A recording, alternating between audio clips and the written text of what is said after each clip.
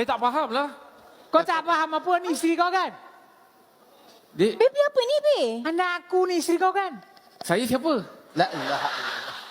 Tuan Jamil. Jamil. Harap. Abang terangkan macam mana? Ni siapa? Ini Hani, anak aku, isteri dia. Ini menantu aku. Betul ke abang? Abang apa ni abang? Abang memang tak suka nyalah-nyalahkan orang. Apa yang dia cakap tu betul lah. Kan? Raya-raya ni abang tak nak nyalah-nyalahkan orang. Farah, Abang cakaplah betul-betul. Farah, abang minta maaf Farah.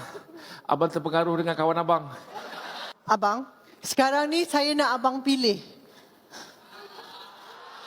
Abang nak Pilih, yang baby. mana?